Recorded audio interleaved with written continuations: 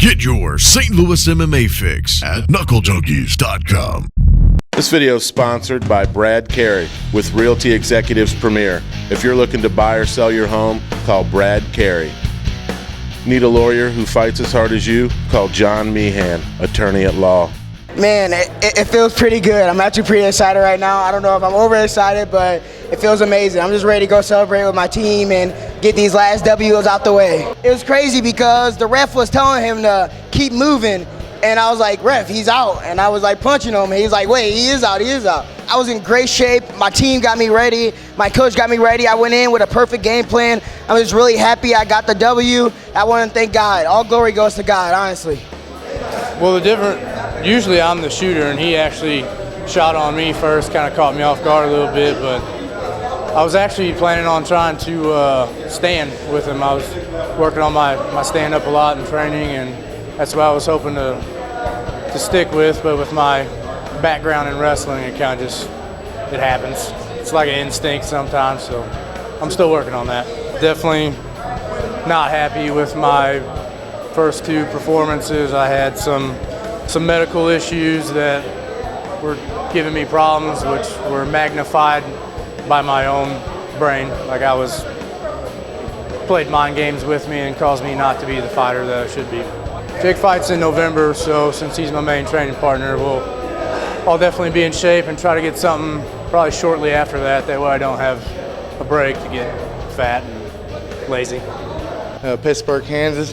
Yeah, that's where my home is after Matt Hughes sold the gym. You know, I mean, it's time for me to go back home.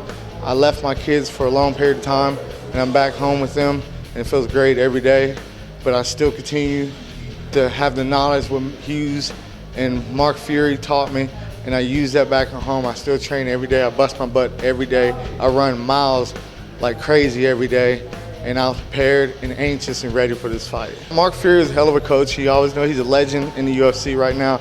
You know, he said anytime he's in the clinch, always put them elbows down so he can throw them up all that he wants. As long as he ain't touching that chin, that's the gun. I mean, if he wants to touch the body and keep wearing himself out, and you also saw when I blocked a couple, I threw a hard uppercut and I connected with one of them. So I just stayed patient. He stayed in a little bit too long and I ended up catching him, and that's what helped me make him break the clinch by that uppercut. I slipped it in there.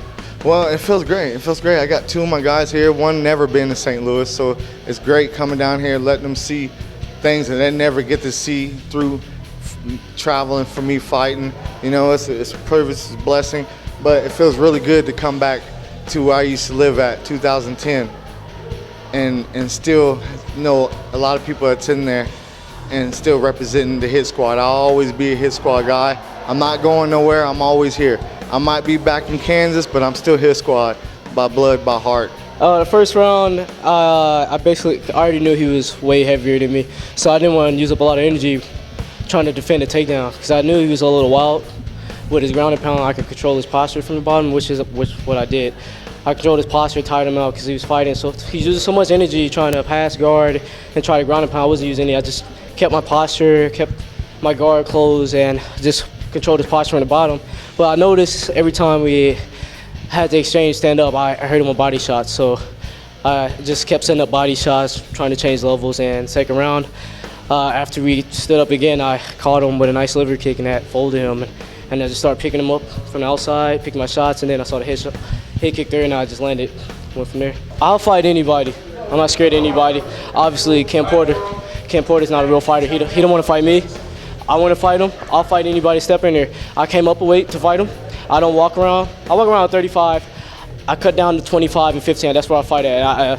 I accepted a fight at 35. I'm not scared to fight anybody. Obviously, Ken is because he don't want to fight me. So I wanted to fight him so bad. If it was him, I would have knocked him out in the first round. He bitched about a small cut on his eye, which I would have went and got that glued and still fought. He didn't need stitches. It was right in the corner of his eye. I understand if it was right there, but right there, I don't like him. I really don't like. I want to fight him so bad. I feel like he's dodging me. If he want to fight me, he fighting all these bums. He need to fight a real fighter. Step up and fight me. knucklejunkies.com